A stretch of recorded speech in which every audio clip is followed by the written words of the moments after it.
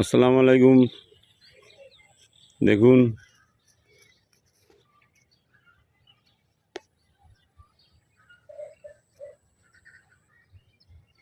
ধান ক্ষেত আমাদের বাড়ির পাশেই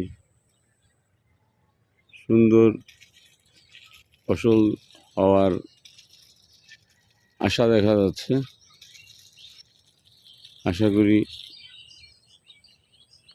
কয়েকদিন পরেই হয়তোবা কোনো সমস্যা না হলে, প্রাকৃতিকভাবে কোনো সমস্যা না হলে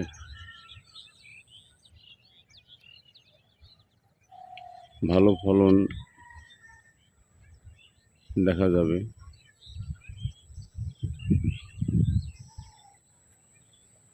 আমরা চাই সারা বাংলাদেশের জন্য এরকম এরকম বা এর চেয়ে আরও সুন্দর ফলন